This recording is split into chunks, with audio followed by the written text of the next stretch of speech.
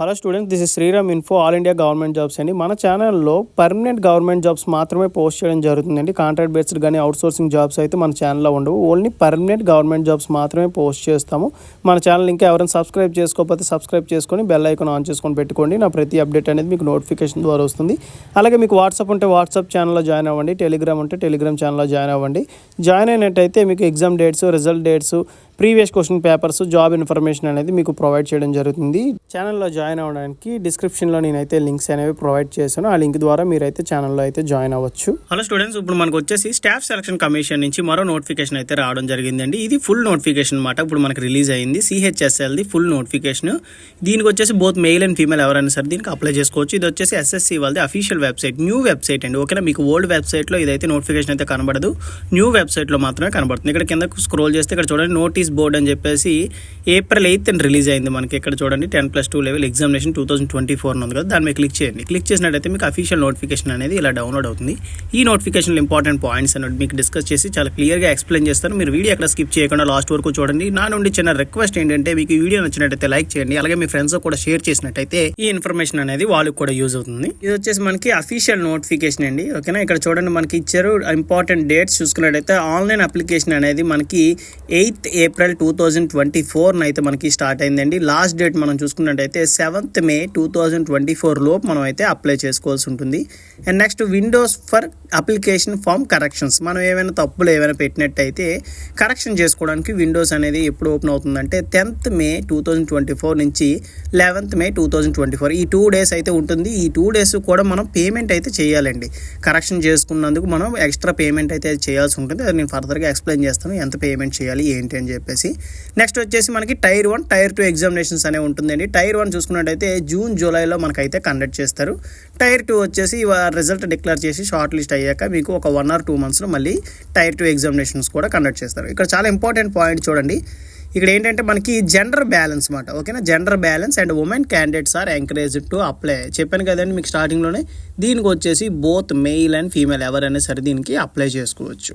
And next pay scale level చూసుకున్నట్టయితే మనకి lower division clerk and next junior secretary assistant JSC అంటారండి. దీనికి వచ్చేసి పే స్కేల్ లెవెల్ 2 ఇస్తున్నారు. అంటే మనకి 19,900 నుంచి 63,200 వరకు బేసిక్ శాలరీ అనేది వస్తుంది. గ్రాస్ శాలరీ మనం చూసుకున్నట్టయితే మనకి 30,000 వరకు వస్తుంది పర్ మంత్. అండ్ నెక్స్ట్ వచ్చేసి పొజిషన్ చూసుకున్నట్టయితే డేటా ఎంట్రీ ఆపరేటర్ అండి. దీనికి పే స్కేల్ లెవెల్ 4 ఇస్తున్నారు. 25,500 నుంచి 81,100 వరకు వస్తుంది. గ్రాస్ శాలరీ మనం చూసుకున్నట్టయితే 35,000 వరకు పర్ మంత్ అయితే వస్తుంది. సేమ్ అలాగే డేటా ఎంట్రీ ఆపరేటర్లోనే గ్రేడ్ A అండి. దీనికి పే స్కేల్ లెవెల్ 4 ఇస్తున్నారు. 25,500 నుంచి 81,100 వరకు వస్తుంది. సేమ్ అండి, దీనికి కూడా పే స్కేల్ లెవెల్ సేమ్ ఇచ్చారు. వేకెన్సీస్ చూసుకున్నట్టయితే అప్రాక్సిమేట్లీ 3,712 వేకెన్సీస్ అయితే మనకి ఇవ్వడం జరిగింది. అండ్ నెక్స్ట్ వచ్చేసి మనం ఇక్కడ చూసుకున్నట్టయితే ఇండియన్ సిటిజన్షిప్ అండి. ఎవరు ఎలిజిబిలిటీ ఏంటంటే all Indian citizens are eligible. ఓకేనా, అలాగే నేపాల్, భూటాన్ వాళ్ళు కూడా అప్లై చేసుకోవడానికి ఉంది. నెక్స్ట్ వచ్చేసి ఏజ్ లిమిట్ అండి. యాజ్ ఆన్ 1st August 2024 అని ఇచ్చారన్నమాట. ఇది వచ్చేసి మనకి క్రూషియల్ డేటు. ఈ డేట్ లోపు మనకైతే ఏజ్ లిమిట్ అనేది కంప్లీట్ అయి ఉండాలి. ఏజ్ లిమిట్కి వచ్చేసి మనకి 18 years నుంచి 27 years ఉన్న వాళ్ళు ఎవరైనా సరే దీనికి అప్లై చేసుకోవచ్చు. ఏజ్ రిలాక్సేషన్ కూడా ఉందండి. యాజ్ పర్ గవర్నమెంట్ రూల్స్ చూసుకున్నట్టయితే SC ST వాళ్ళకి వచ్చేసి 5 years ఏజ్ రిలాక్సేషన్ ఉంటుంది. OBC వాళ్ళకి వచ్చేసి 3 years. PWBD క్యాండిడేట్స్ ఎవరు ఉంటే వాళ్ళు 10 years. PWBDలో OBC వాళ్ళు ఉంటే 13 years. PWBDలో SC ST క్యాండిడేట్స్ ఉంటే 15 years. And ex service man ఎవరైనా ఉంటే వాళ్ళు 3 years అండి ఏజ్ రిలాక్సేషన్. అది కూడా వాళ్ళకి హ్యాండ్ అవుతుంది. అండ్ నెక్స్ట్ వచ్చేసి మనకి ఇక్కడ డేట్ ఆఫ్ బర్త్. ఈ డేట్ ఆఫ్ బర్త్ అనేది దేన్ని బేస్ చేసుకొని వీళ్ళైతే క్యాలిక్యులేట్ చేస్తారంటే మన 10th క్లాస్ మార్కుల లిస్ట్ అండి. మీ 10th క్లాస్ మార్కుల లిస్ట్లో ఎలా అయితే ఉందో సేమ్ యాజ్ టీజ్గా మీ డేట్ ఆఫ్ బర్త్ అనేది మెన్షన్ చేయాల్సి ఉంటుంది. దాన్ని బేస్ చేసుకొని వీళ్ళైతే క్యాలిక్యులేట్ చేస్తారు మీ ఏజ్ లిమిట్ అనేది. ఎడ్యుకేషన్ క్వాలిఫికేషన్ డీటెయిల్స్ చూసుకున్నట్టయితే మనకి క్రూషియల్ డేట్ వచ్చేసి 1st August 2024 అండి. ఈ డేట్ లోపు మనకి ఎడ్యుకేషన్ క్వాలిఫికేషన్ అనేది కంప్లీట్ అయి ఉండాలి. For the post of data entry operator grade A మనం చూసుకున్నట్టయితే 12th standard pass in science stream with mathematics subjects. అంటే ఇంటర్ స్టూడెంట్స్ ఎవరైతే ఉంటారో, ఇంటర్ కంప్లీట్ అయిన వాళ్ళు ఉంటారు కదండి, MPC చేసిన వాళ్ళు, ఆ స్ట్రీమ్ చేసిన వాళ్ళు ఎవరైనా సరే దీనికి ఎలిజిబుల్ అండి. అండ్ నెక్స్ట్ వచ్చేసి మనకి for LDC, JSC and DEO grade A అని కూడా ఇక్కడ కూడా ఇచ్చారు. ఇక్కడ DEO ఇచ్చారు, ఇక్కడ DEO ఇచ్చారు. ఏం కన్ఫ్యూజ్ అవ్వకండి. ఇక్కడ మనకి డివిజన్ అనేవి వేరు. In minister of consumer affairs, foods and public డిస్ట్రిబ్యూషన్స్లో ఉంటుంది. ఈ డిపార్ట్మెంట్ అనేది వేరండి. ఓకేనా, దీనికి కూడా ఎవరు అప్లై చేసుకోవచ్చు అంటే దీనికి ఎడ్యుకేషన్ ఎడ్యుకేషన్ క్వాలిఫికేషన్ వచ్చేసి candidate must have passed 12th standard are equivalent examination. మనకైతే ఏ సబ్జెక్ట్స్ ఉండాలని చెప్పేసి క్లియర్గా మెన్షన్ చేయలేదు. అంటే ఇంటర్లో ఏ బ్రాంచ్ వాళ్ళైనా దీనికి ఎలిజిబుల్. ఎంపీసీ కానీ బైపీసీ కానీ వొకేషనల్ కోర్స్ చేసిన వాళ్ళు కానీ ఎవరైనా సరే దీనికి ఎలిజిబుల్. అండ్ దీనికి మనం డిప్లొమా క్యాండిడేట్స్ కూడా అప్లై చేసుకోవచ్చండి. ఓకేనా. The candidates who appeared in 12th standard are equivalent examination can also apply. ఓకేనా. అండ్ ఇంటర్ డిప్లొమా స్టూడెంట్స్ ఎవరైనా సరే for LDC JSC and DEO పోస్టులకి ఎలిజిబుల్, మీరు అప్లై చేసుకోవచ్చు. అండ్ ఫర్దర్గా దీని యొక్క సిలబస్ ఏంటి, మినిమం క్వాలిఫైయింగ్ మార్క్స్ ఏంటి అని చెప్పేసి మీకు క్లియర్గా ఎక్స్ప్లెయిన్ చేస్తాను. లాస్ట్ వరకు చూడండి వీడియో అనేది. హౌ టు అప్లై అండి, ఇది ఎలా అప్లై చేసుకోవాలి ఏంటంటే ఫస్ట్ వచ్చేసి మనకి రిజిస్ట్రేషన్ అయితే అవ్వాల్సి ఉంటుంది. రిజిస్ట్రేషన్ అయిన తర్వాత ఇది వచ్చేసి ఆన్లైన్ అప్లికేషన్ అయితే పంపించాల్సి ఉంటుంది. ఎటువంటి ఆఫ్లైన్ అప్లికేషన్ అయితే ఏం కాదండి, ఆన్లైన్ అప్లికేషన్ చేస్తే సరిపోతుంది. అండ్ నెక్స్ట్ ఫోటో అనేది క్లియర్గా ఉండాలండి. ఓకేనా. క్యాప్ పెట్టుకొని కానీ స్పెట్స్ పెట్టుకొని కానీ ఫ్రంట్ వ్యూలో చాలా క్లియర్గా ఉండాలి, లేకపోతే మీ అప్లికేషన్ అనేది రిజెక్ట్ అవుతుంది. And last date of submission of online application మనకు తెలుసు కదండి, 7th May 2024 లోపు మనం అయితే పంపించాల్సి ఉంటుంది. అప్లికేషన్ ఫీజు చూడండి, అప్లికేషన్ ఫీజు వచ్చేసి 100 రూపీస్ అయితే ఉంటుందండి. అంతే, అంతకుమించి ఏ ఛార్జెస్ అయితే వీళ్ళైతే కలెక్ట్ చేయడం లేదు. ఓన్లీ 100 రూపీస్ అనేది అప్లికేషన్ ఫీజు అయితే పే చేస్తే సరిపోతుంది. Women's and SC ST PWBD ex service man's ఎవరైనా ఉంటే వాళ్ళకి ఎగ్జామినేషన్ ఫీజు అనేది ఏమీ లేదు. అండ్ రిమైనింగ్ క్యాండిడేట్స్కి వచ్చేసి 100 రూపీస్ అయితే ఉంటుంది. 100 రూపీస్ కూడా ఆన్లైన్లో పే చేస్తే సరిపోతుందండి. UPI, net banking, credit card, debit card use చేసి మీరైతే పే చేయొచ్చు. ఆన్లైన్ పేమెంట్కి వచ్చేసి ఒక రోజు అయితే ఎక్స్ట్రా ఉంటుంది. 8th May 2024 లోపు మనం అయితే ఈ పేమెంట్ అనేది చేయొచ్చు. అండ్ నెక్స్ట్ వచ్చేసి windows for application form correction అండి. ఇది వచ్చేసి మనకి 10th May 2024 నుంచి 11th May 2024 వరకు ఉంటుంది. ఈ 2 days అయితే ఉంటుందండి. అది కూడా మనకి అప్లికేషన్ ఫీజు అయితే పే చేయాల్సి ఉంటుంది. కరెక్షన్ ఫ్రీ అయితే కాదండి.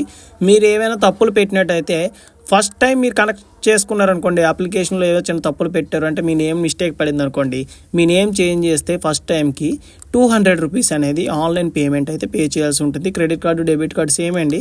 ఈ పేమెంట్ యూస్ చేసి మీరైతే అప్లికేషన్ ఫీజు అయితే 200 రూపీస్ పే చేయాలి.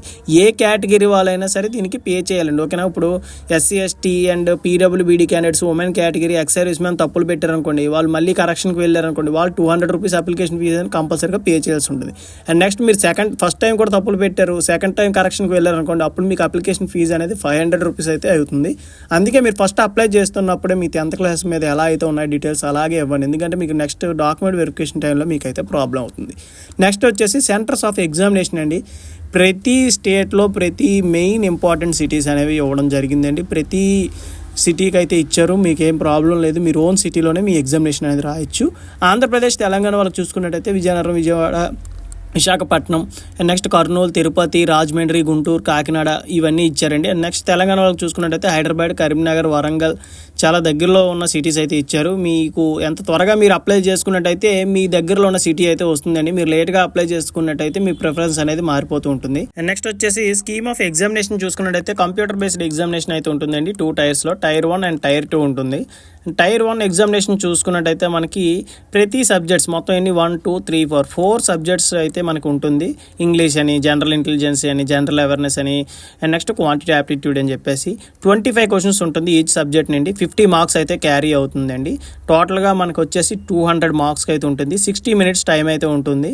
అండ్ నెక్స్ట్ ఇది కూడా same objective type multiple choice questions ఉంటాయి. మనకి ఎగ్జామినేషన్ అనేది ఇంగ్లీష్ అండ్ హిందీలో ఉంటుందండి. మన సూటబుల్ లాంగ్వేజ్ అనేది మనం సెలెక్ట్ చేసుకోవచ్చు. నెగిటివ్ మార్కింగ్ కూడా ఉంటుంది. చాలా జాగ్రత్తగా మీరైతే ఆన్సర్ చేయాల్సి ఉంటుంది. 0.50 అంటే హాఫ్ మార్క్ అనేది రాంగ్ ఆన్సర్కి మనకి నెగిటివ్ మార్కింగ్ అనేది ఇచ్చారు. నెక్స్ట్ చూసుకున్నట్టయితే స్కీమ్ ఆఫ్ Tier 2 ఎగ్జామినేషన్ చూడండి. ఇందులో మనకి సెక్షన్ వైజ్గా ఇచ్చారన్నమాట. సెక్షన్ 1 చూసుకున్నట్టయితే మనకి మాడ్యూల్ 1, మాడ్యూల్ 2 ఉంటుంది. ఇందులో మనకి మాడ్యూల్ 1 వచ్చేసి మ్యాథమెటిక్స్, మాడ్యూల్ 2 వచ్చేసి రీజనింగ్ అండ్ జనరల్ ఇంటెలిజెన్స్ ఉంటుంది. టోటల్ 60 క్వశ్చన్స్ అయితే ఉంటుందండి. 180 మార్క్స్ అంటే ఈచ్ క్వశ్చన్ వచ్చేసి 3 మార్క్స్ క్యారీ అవుతుంది. 1 hour డ్యూరేషన్ టైం అయితే ఉంటుంది. అలాగే మనకి సెక్షన్ 2 అని, సెక్షన్ 3 అని ఎన్ని క్వశ్చన్స్ ఉంటాయి, ఎన్ని మార్క్స్ ఏంటి అని చెప్పేసి చాలా క్లియర్గా మెన్షన్ చేశారండి సిలబస్ అనేది. మీకు ఇందులో ఏమైనా డౌట్స్ ఏమైనా ఉంటే కింద కామెంట్ బాక్స్లో కామెంట్ చేయండి. మీకు సిలబస్ రిలేటెడ్గా ఏమైనా డౌట్స్ ఏమైనా ఉంటే నేను క్లారిఫై చేస్తాను. ఇక్కడ మనం చూడండి Tier 2 will be included following 3 section have wing 2 modules అని చెప్పేసి మనకి ఇచ్చారు. ఒక్కొక్క సెక్షన్కి వచ్చేసి 2 మాడ్యూల్స్ అనేవి ఉంటాయని చెప్పేసి మనకి క్లియర్గా మెన్షన్ చేసి ఇచ్చారు. It will be mandatory for the candidate to qualify all the sections of the Tier 2. Tier 2లో ఇచ్చిన ఈచ్ సెక్షన్ మీరు క్వాలిఫై అయితే అవ్వాల్సి ఉంటుంది. సెక్షన్ 1 క్వాలిఫై అవ్వాలండి, సెక్షన్ 2 క్వాలిఫై అవ్వాలి, సెక్షన్ 3 కూడా మీరు క్వాలిఫై అవ్వాల్సి ఉంటుంది అని చెప్పేసి మనకి ఇచ్చారు. అండ్ నెక్స్ట్ వచ్చేసి సెక్షన్ 2 అండ్ మాడ్యూల్ 1 మనం చూసుకున్నట్టయితే నెగిటివ్ మార్కింగ్ అనేది ఉంటుందండి. 1 mark for each wrong answer. మనం చాలా కేర్ఫుల్గా మనకైతే ఆన్సర్ చేయాల్సి ఉంటుందండి. ఎందుకంటే మనకి 1 మార్క్ అనేది రాంగ్ ఆన్సర్ ఇచ్చారంటే 1 క్వశ్చన్ అనేది 3 మార్క్స్ క్యారీ అవుతుంది. ఒక తప్పు మీరు పెట్టినట్టయితే 1 మార్క్ అయితే పోతుంది. దానికి తగ్గట్టుగా మీరైతే జాగ్రత్తగా ఆన్సర్ చేయాల్సి ఉంటుంది. అండ్ నెక్స్ట్ వచ్చేసి సిలబస్ అనేది చాలా క్లియర్గా ఇచ్చారండి. ఇక్కడ చూడండి, ఇంగ్లీష్ అని, జనరల్ ఇంటెలిజెన్స్ నుంచి ఏ టాపిక్స్ వస్తాయి, క్వాంటిటీ ఆప్టిట్యూడ్ సబ్జెక్ట్స్ నుంచి ఏ టాపిక్స్ వస్తాయి ఏంటి అని చెప్పేసి చాలా క్లియర్గా మెన్షన్ చేస్తారు. అది వచ్చేసి మనకి టైర్ 1 అండి, ఇది వచ్చేసి మనకి టైర్ 2లో ఏమి ఇచ్చారు ఏంటి అని చెప్పేసి. ఈ ఎగ్జామినేషన్ అనేది బేసిక్ లెవెల్లో అయితే అడగరండి, మీకు ఏంటంటే మీడియం లెవెల్లో ఉంటుంది. ఇంటర్ బేస్ రిలేటెడ్గా మీకు అయితే క్వశ్చన్స్ అయితే అడగడం జరుగుతుంది. అండ్ లాస్ట్ వన్ వచ్చేసి మనకి డాక్యుమెంట్ వెరిఫికేషన్ అండి. ఎవరైతే టైర్ 1 టైర్ 2 ఎగ్జామినేషన్లో క్వాలిఫై అవుతారో వాళ్ళకి డాక్యుమెంట్ వెరిఫికేషన్ అయితే ఉంటుంది. మీ ఒరిజినల్ సర్టిఫికేట్స్ అయితే పట్టుకెళ్లాల్సి ఉంటుంది. మీ 10th క్లాస్ మార్క్ లిస్టు, అలాగే education qualification details, next category certificate, PWBD candidates ఎవరు ఉంటుంది, ఎక్స్ సర్వీస్ మ్యాన్ సర్టిఫికేట్ ఉంటే ఆ సర్టిఫికేట్ పట్టుకెళ్తారు. And relevant certificate if seeking any age relaxation, OBC వాళ్ళు ఉంటే ఆ certificate. And next NOC certificate for any employees, government service employees ఉంటారు కదా, వాళ్ళ ఎన్ఓసీ సర్టిఫికేట్ అయితే పట్టుకెళ్లాల్సి ఉంటుంది. ఈ సర్టిఫికేట్స్ అన్నీ క్యారీ అయితేనే మీకు అయితే డాక్యుమెంట్ వెరిఫికేషన్ అనేది చేస్తారు. లేకపోతే డాక్యుమెంట్ వెరిఫికేషన్ అనేది చేయరు, మిమ్మల్ని అయితే క్యాన్సిల్ చేయడం జరుగుతుందండి. నెక్స్ట్ మోడ్ ఆఫ్ సెలక్షన్లో మనకి మినిమం క్వాలిఫైయింగ్ మార్క్స్ చూసుకున్నట్టయితే ఓపెన్ కేటగిరీలో అప్లై చేసిన 30% మార్క్స్ స్కోర్ చేయాలండి. ఓబీసీ అండ్ ఈడబ్ల్యూఎస్ వాళ్ళు వచ్చేసి 25 మార్క్స్ స్కోర్ చేస్తే సరిపోతుందండి. ఆల్ అదర్ కేటగిరీ వాళ్ళకి వచ్చేసి 24% మార్క్స్ అనేవి స్కోర్ చేస్తే వాళ్ళు క్వాలిఫై అయిపోయినట్టే. నెక్స్ట్ వచ్చేసి ఇంపార్టెంట్ ఇన్స్ట్రక్షన్స్లో చూసుకున్నట్టయితే only 1 online application is allotted to submitted by the candidate. Multiple applications పంపించడానికి అయితే లేదండి. ఒకవేళ మీరు అయితే మల్టిపుల్ అప్లికేషన్స్ పంపించినట్టయితే మిమ్మల్ని అయితే క్యాన్సిల్ చేస్తారు, లేదంటే డెబార్ అయితే చేస్తారండి ఎగ్జామినేషన్ అనేది. ఓన్లీ ఒక క్యాండిడేట్ వచ్చేసి 1 అప్లికేషన్ మాత్రమే పంపించాల్సి ఉంటుంది. అండ్ నెక్స్ట్ వచ్చేసి మీకు ఆల్రెడీ చెప్పాను కదండి, మీ name, date of birth, father name, mother name, మీ 10th క్లాస్ మార్క్ లిస్ట్ మీద ఎలా అయితే ఉందో, వాళ్ళ ఆధార్ కార్డులో ఎలా అయితే ఉందో సేమ్ యాజ్ టీజ్గా మీరైతే మెన్షన్ చేయండి. లేకపోతే మీకు ఫైనల్లో చాలా మందికి డాక్యుమెంట్ వెరిఫికేషన్లో ప్రాబ్లం అయితే అవుతుంది. ఓకేనా. అండ్ నెక్స్ట్ ఫైనల్గా లాస్ట్ వన్ వచ్చేసి మనకి ఇక్కడ కాంటాక్ట్స్ నెంబర్స్ అయితే ఇవ్వడం జరిగిందండి. మనకి సౌత్ రీజన్కి ఏమున్నాయి ఏంటి అని చెప్పేసి మనకు చూసుకున్నట్టయితే ఇక్కడ చెన్నై, ముంబై అని చెప్పేసి మనకి ఇక్కడ ల్యాండ్లైన్ నెంబర్స్ ఇచ్చారు, అలాగే మొబైల్ నెంబర్స్ కూడా ఇచ్చారు. మీకు ఇంకా ఈ నోటిఫికేషన్లో కానీ అప్లికేషన్ ప్రాసెస్లో కానీ మీకు ఏమైనా డౌట్స్ ఏమైనా ఉంటే వీళ్ళకి కాల్ చేసినట్టయితే మీకు సొల్యూషన్ అనేది ఇస్తారు.